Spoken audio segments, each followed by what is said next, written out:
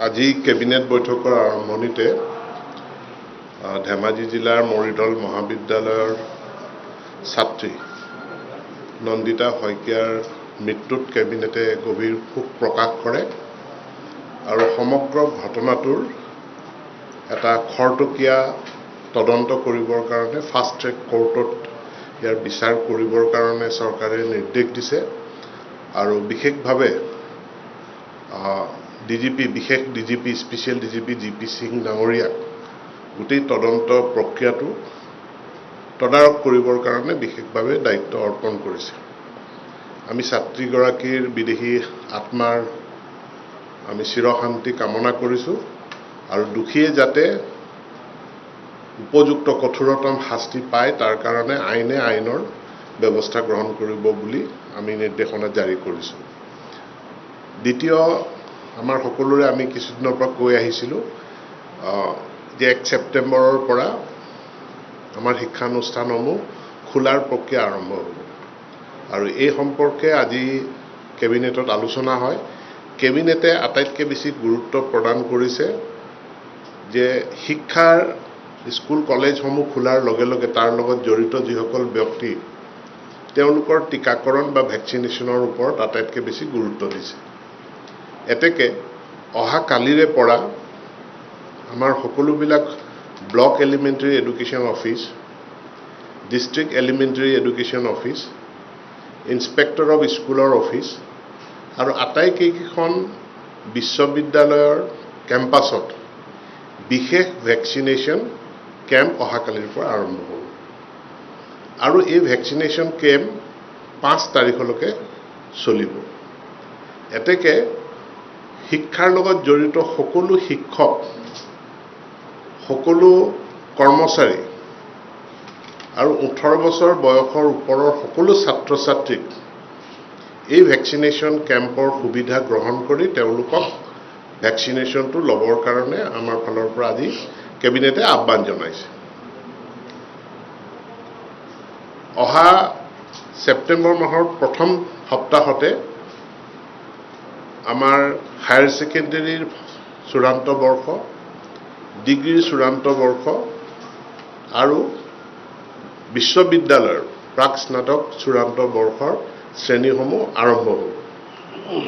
ইয়াৰ কাৰণে সকলো ছাত্ৰ ছাত্ৰীৰ প্ৰথমটো ভেকচিন বাধ্যতামূলক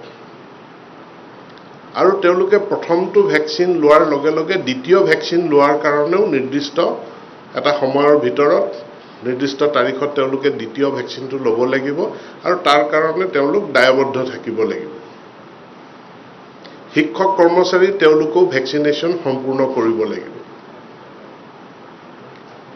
হোষ্টেলসমূহ, ছাত্ৰাবাস, ছাত্ৰীনিবাসসমূহো খুলি দিয়াৰ কাৰণে কেবিনেটে মত পোষণ কৰিছে। তাৰ কাৰণে কিন্তু হোষ্টেলসমূহৰ কাৰণে 2টা ভেকচিন বাধ্যতামূলক, অৰ্থাৎ 2টা ড'জ ভেকচিনৰ 2টা ড'জ তেওঁলোকে ল'ব লাগিব আৰু লোৱাৰ সেই চৰ্ত সাপেক্ষে এই ছাত্ৰাবাসসমূহ বা ছাত্ৰীনিবাসসমূহ খুলিব পাৰিব।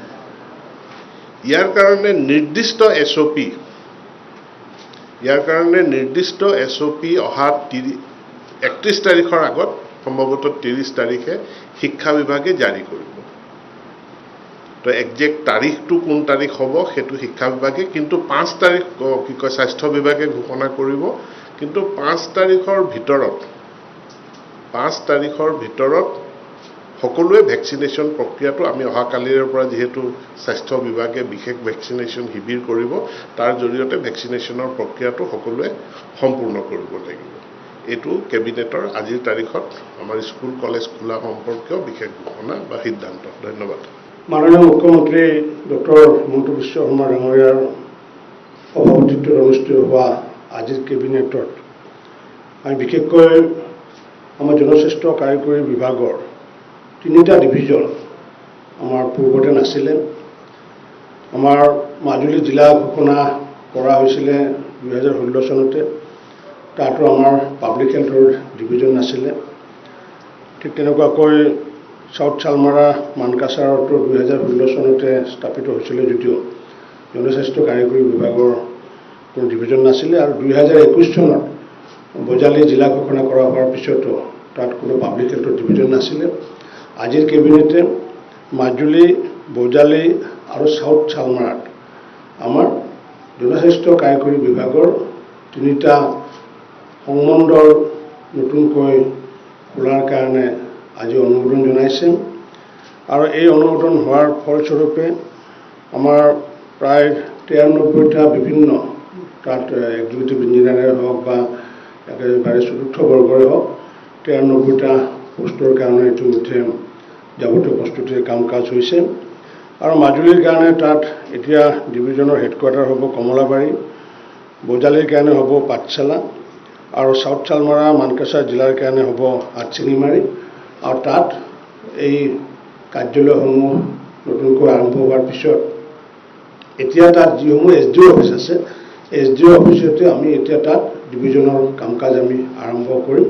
আৰু এইটো কৰাৰ ফলস্বৰূপে যি জলজীৱনৰ কাম ইতিমধ্যে আমাৰ যি গতিত গৈ আছে সেই গতি পুনৰ বৃদ্ধি হ'ব বুলি আমি আশা ৰাখিছোঁ। আজিৰ কেবিনেটত এই বিভাগ সম্পৰ্কত এইখিনি আজি সিদ্ধান্ত গ্ৰহণ কৰা হৈছে। কেবিনেটৰ আনকেইটা লোৱা সিদ্ধান্ত মই আপোনালোকক জনাবলৈ বিচাৰিছোঁ।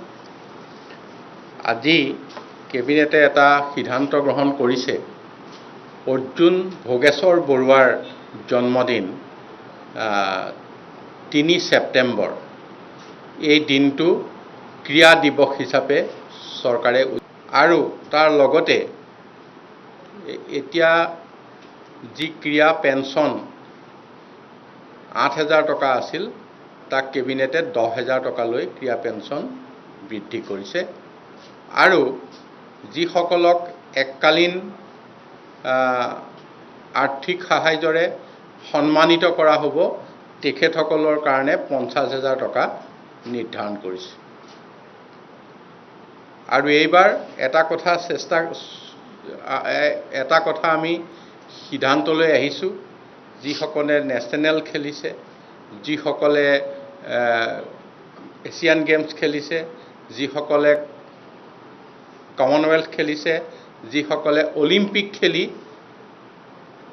এৱাৰ্ড আনিবলৈ সক্ষম হৈছে, তেখেতসকলক এইবাৰ এককালীন সাহায্য বা 10,000 টকা মাহে লাইফ টাইম জীৱনজোৰা যিটো ক্ৰীড়া পেঞ্চনৰে সন্মানিত কৰাৰ কথা চৰকাৰে সিদ্ধান্ত কৰিছে। ইয়াৰ পিছতেই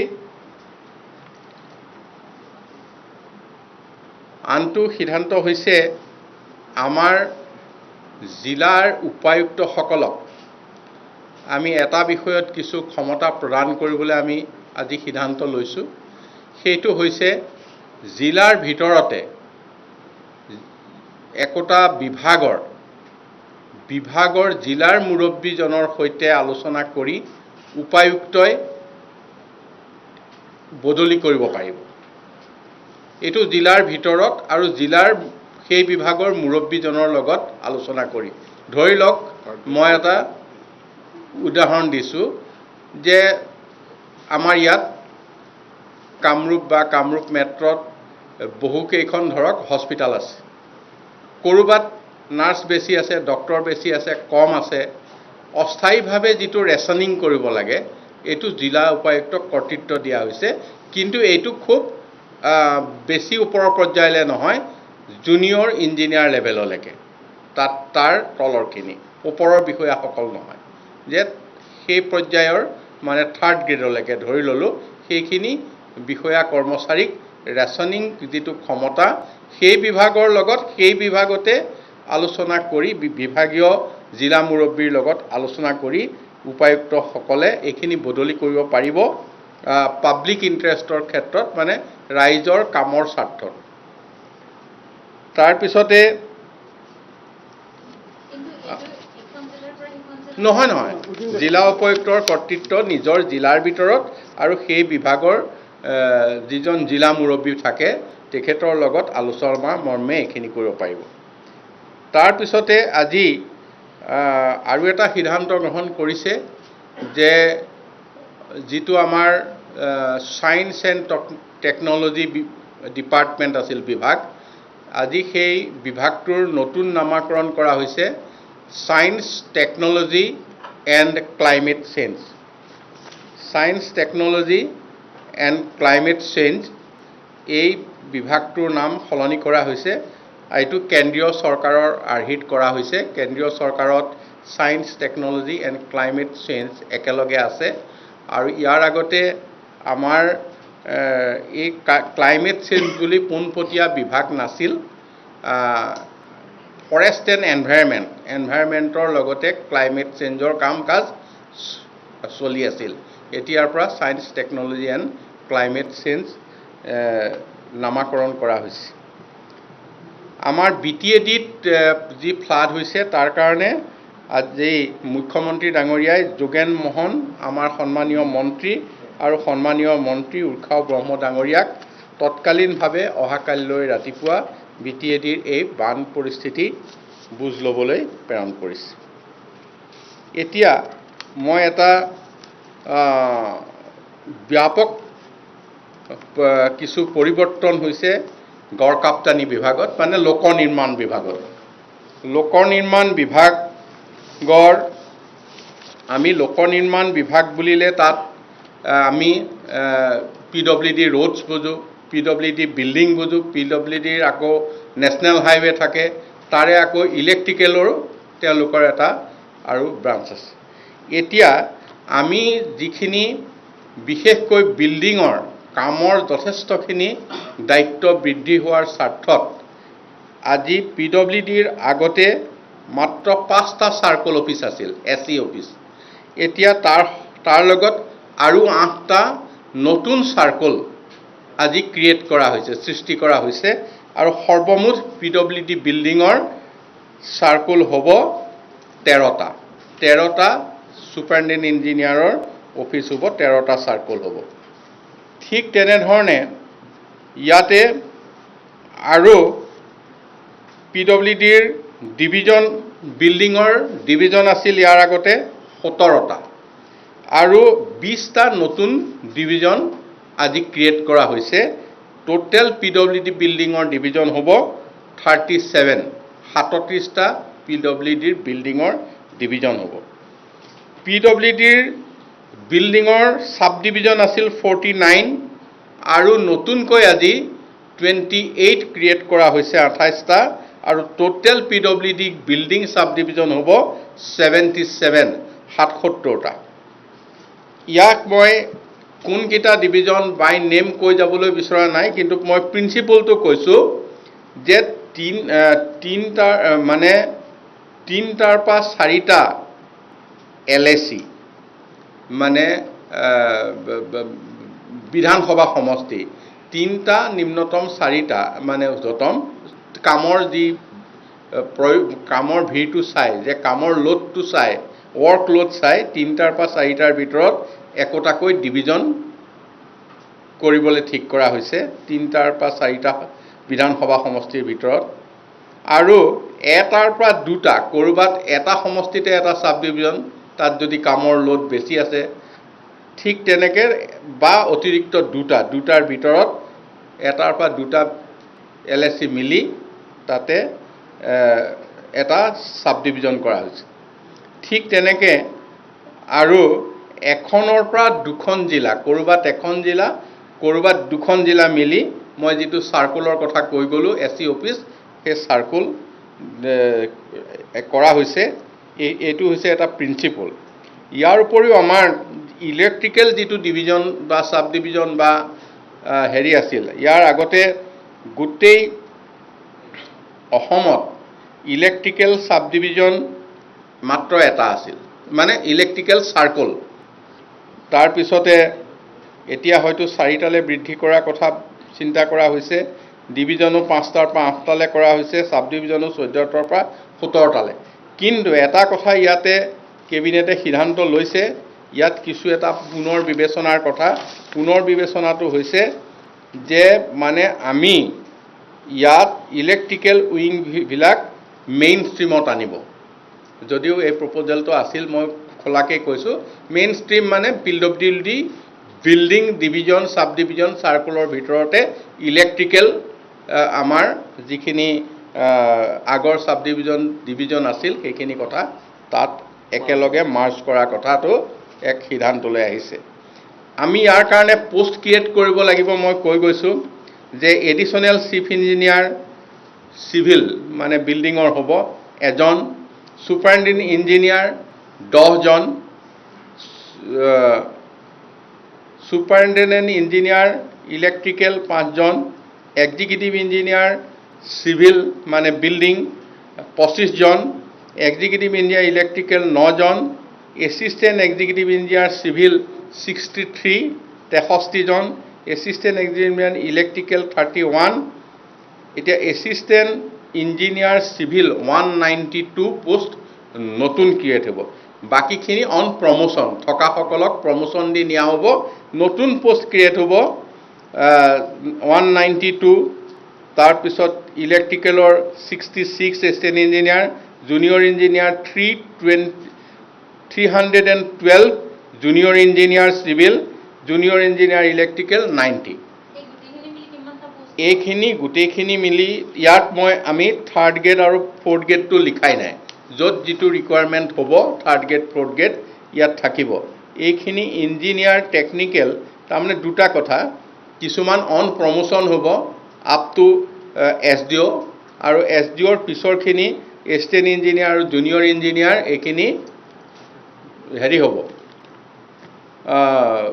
টোটেল জুনিয়ৰ ইঞ্জিনিয়াৰ এইখিনি নতুন পোষ্ট ক্ৰিয়েট কৰিব। হেৰি দিয়ক, হিচাপ দিয়ক। তাৰপিছত এইখিনি টোটেল সংখ্যাটো মই এতিয়া দি আছোঁ। ইয়াৰ পিছত এই গোটেইখিনি গড়কাপ আমাৰ লোক নিৰ্মাণ বিভাগৰ তৰফৰ পৰা আজি কেবিনেটত অনা এই প্ৰস্তাৱ কেবিনেটত আজি গ্ৰহণ কৰিছে, আৰু কেবিনেটে এই সিদ্ধান্ত গ্ৰহণ কৰাৰ পিছত এতিয়া বিশেষকৈ অসমৰ বিশেষকৈ গৃহ নিৰ্মাণৰ ক্ষেত্ৰত আপোনালোকে ভালকৈ জানে PWDৰ বাহিৰে PWDক আমাৰ ৰাজ্যখনৰ সকলো বিভাগে নিৰ্মাণ কাৰ্যৰ দায়িত্ব অৰ্পণ কৰে। গতিকে আজি মেডিকেল কলেজ হৈ আছে, আমাৰ PWD বনাই আছে, যদিও স্বাস্থ্য বিভাগৰ, শিক্ষা বিভাগৰ ঠিক তেনেধৰণে কিছু বিল্ডিং কৰিব লগা হৈছে। সেইখিনি আজি ইউনিভাৰ্চিটি এখন যদি বনাইছে, ইউনিভাৰ্চিটিখন বনাইছে PWDয়ে, ঠিক তেনেধৰণে কলেজখন বনাইছে PWDয়ে। গতিকে PWDৰ যথেষ্ট গৃহ নিৰ্মাণ বিভাগটোৰ কামৰ বোজা বাঢ়ি যোৱা বাবে আজি ইয়াক মানে নতুন নতুন ডিভিজন, চাৰ্কুল, চাব ডিভিজন ক্ৰিয়েট কৰা হৈছে। গতিকে ইয়াক এই সংযোজনে 804টা পোষ্ট কেৱল এই টেকনিকেল পোষ্টতে ক্ৰিয়েট হৈছে, আৰু non technical accountant fourth grade third grade যিখিনি এছিষ্টেণ্ট জুনিয়ৰ এছিষ্টেণ্ট এনেকুৱাখিনি ইয়াত আৰু থাকিব। গতিকে মই আপোনালোকক এইখিনি কথা আজি কেবিনেটৰ সিদ্ধান্তখিনি অৱগত কৰিলোঁ। ধন্যবাদ।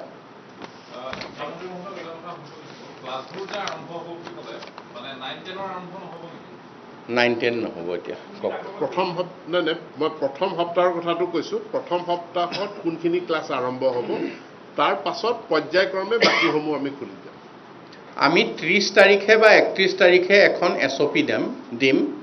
SOPখনত সকলো কথা বিতংভাৱে থাকিব, আৰু তাৰ উপৰিও স্বাস্থ্যমন্ত্ৰী ডাঙৰীয়া শিক্ষামন্ত্ৰী ডাঙৰীয়াই সুকীয়াভাৱে প্ৰেছ মিট কৰি আপোনালোকক সকলোখিনি কথা অৱগত কৰিব। কিন্তু স্কুল মানে শিক্ষানুষ্ঠান খোলাৰ তাৰিখটো বোধ কৰোঁ পহিলা সপ্তাহৰ যিটো সোমবাৰ পৰে সেই সোমবাৰৰ পৰা আৰম্ভ হ'ব।